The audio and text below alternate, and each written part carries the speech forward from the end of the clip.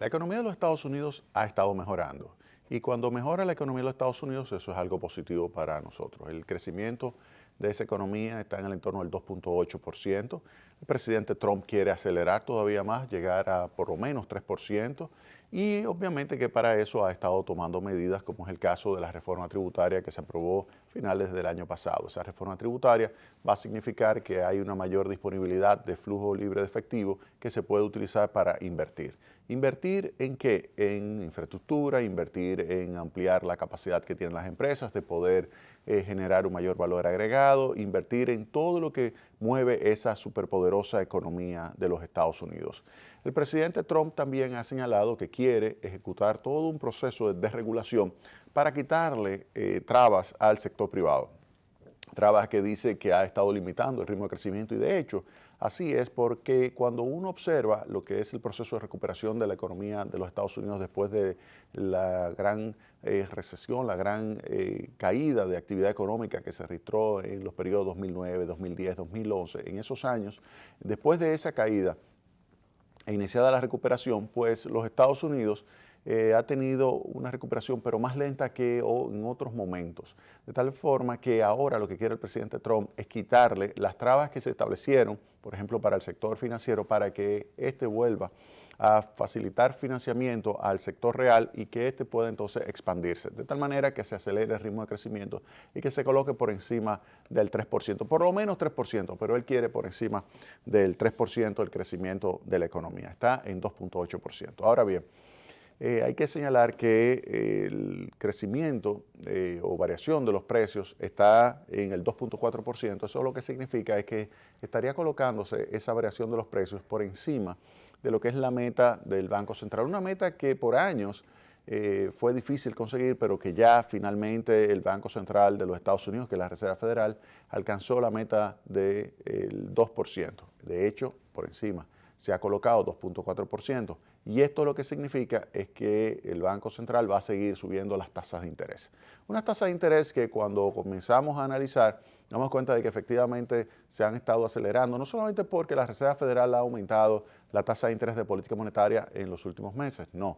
También el mercado, él propiamente, comienza a manifestar una situación que se traduce en un aumento de las tasas de interés. De hecho, la tasa de interés de los bonos, la tasa de interés de los títulos emitidos por el gobierno de los Estados Unidos ya está alrededor del 2.9%.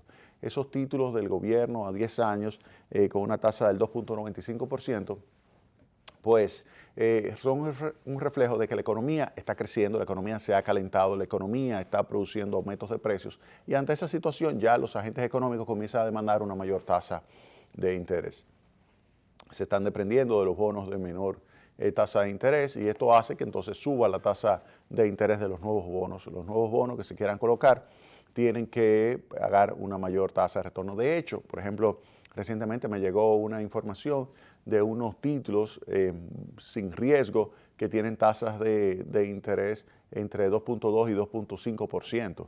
Y esto libre de todo riesgo. Lo que le dice a usted es que se observa un aumento de las tasas de interés. Usted me dirá, bueno, pero si la tasa de inflación es 2.4, no es que sea gran cosa el retorno, no.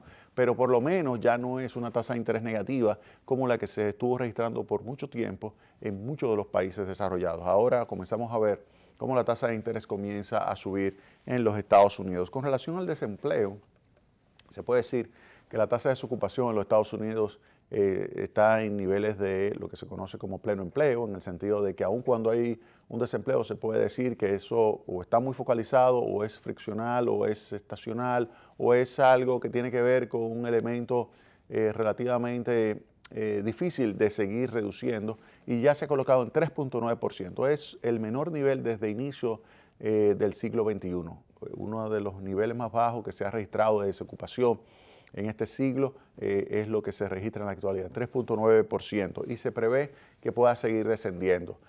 Hay que señalar que hay momentos que estacionalmente se demanda una gran cantidad de mano de obra, por ejemplo, en el verano hay trabajo en el verano estacional que implica la necesidad de que haya una mayor oferta laboral y si no aumenta la población económicamente activa en los Estados Unidos, es decir, personas que no están en el mercado laboral, que desean entrar y que están dispuestos a trabajar en el mercado laboral dentro de los Estados Unidos, pues habrá que facilitar la entrada de inmigrantes. Se le ha dicho al presidente Trump que hay que pensar en el verano en facilitar un mayor número de visas para que puedan entrar inmigrantes, por ejemplo, de México, que puedan trabajar en la zona del sur de los Estados Unidos, desde California hasta la Florida, todo ese sur, pues necesita una mayor cantidad de mano de obra para trabajar en el verano, y esto pues se le facilitaría si aumenta el número de visas de inmigrantes. Es decir, inmigrantes que llegan a trabajar durante un plazo de varios meses, si se le otorgase esa visa, pues se pudiera reducir un poco lo que es la presión que existe hoy día en el mercado laboral de los Estados Unidos. Es lo que se llama un mercado laboral apretado, tight, un mercado laboral en que ya comienza a manifestarse ciertas presiones en algunos segmentos del mercado laboral, porque no todos. Ahí comienza a observarse algunas presiones sobre los salarios. También va a depender de si los jóvenes deciden entrar al mercado de trabajo, si una mayor cantidad de jóvenes, si mujeres entran también en mayor cantidad al mercado laboral de los Estados Unidos. Habría que ver entonces qué es lo que pasa finalmente. Otro aspecto que hay que tomar en cuenta es la situación del déficit público. La reforma tributaria que ejecutó el presidente Trump obviamente va a tener un impacto negativo sobre el saldo de las finanzas públicas. De hecho, el déficit es de 4.65%, un déficit alto en los Estados Unidos. Hay que tratar de reducir ese déficit. Obviamente que con esta reforma tributaria la única manera de reducir el déficit público en los Estados Unidos es si se acelera el ritmo de crecimiento y aumentan los ingresos. Esa es la hipótesis que está detrás de esta reforma tributaria.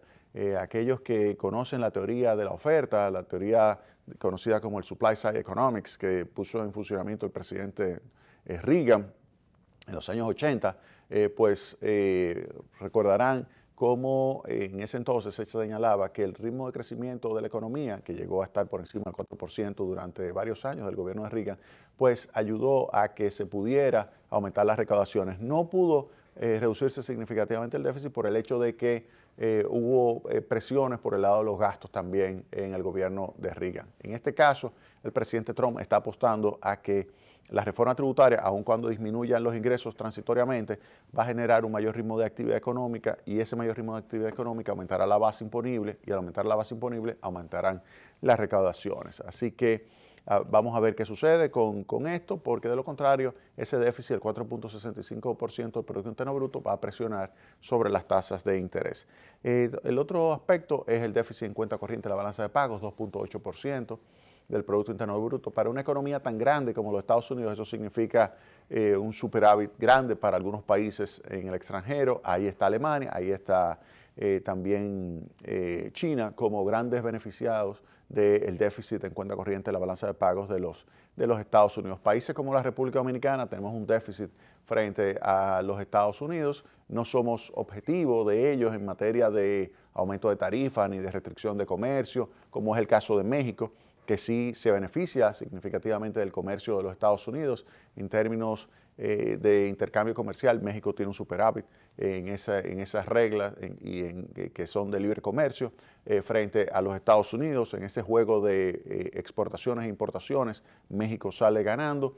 En el caso de China también sale ganando, y por eso, tanto para el caso de México como para el caso de China, el presidente Trump está tratando de apretar para establecer nuevas reglas de juego. En el caso de China, aumentarle la tarifa. En el caso de México, renegociar lo que es el acuerdo NAFTA. En el caso de China, hay que recordar que no solamente pretende el presidente Trump aumentar las tarifas, es decir, los aranceles, sino también que los chinos les reduzcan los aranceles. De hecho, se estuvo anunciando en estos días que el gobierno chino había decidido reducir a un 15% las tarifas de los automóviles norteamericanos en su territorio, lo cual significa que estaría el presidente Trump logrando pues generar un entorno que sea más favorable para las cuentas externas, específicamente que pueda venderse una mayor cantidad de bienes norteamericanos hacia su economía, y que además pueda también recibir un mayor pago por lo que es el concepto de propiedad industrial o propiedad intelectual. que eso es algo que el presidente Trump ha estado criticándole a los chinos, que se han estado apropiando de una gran cantidad de información que está contenida dentro de lo que son los productos y las tecnologías que están adquiriendo los chinos y que no están pagando adecuadamente a la economía de los Estados Unidos. Y dice el presidente Trump que si se le pagara adecuadamente ese déficit de 2.8% del Producto Interno Bruto de la cuenta corriente, pues disminuiría porque habría un mayor pago de factores, lo cual significa, y un mayor pago también por concepto de servicios, lo cual significa que pudiera ser menor el déficit en cuenta corriente de los Estados Unidos. Un aspecto que sí hay que tener en cuenta que puede afectar la economía de los Estados Unidos es el precio del petróleo. El precio del petróleo, que en estos días estuvo entre 75 y 80 dólares, es obvio que impacta desfavorablemente la economía de los Estados Unidos, aun cuando los Estados Unidos en algún momento ha llegado a ser el principal productor de petróleo del mundo. Sí, o sea, Estados Unidos es gigante. Estados Unidos ha llegado a producir más petróleo que Arabia Saudita o que Rusia, pero el punto es que es un gran consumidor también y le impacta tener un precio del petróleo de 75, 80 dólares. Y por eso el presidente Trump ha estado en conversaciones con el rey de Arabia Saudita para que trate de quitarle presión al mercado del petróleo. Pero de ese tema vamos a hablar en el próximo segmento de Tecnópolis.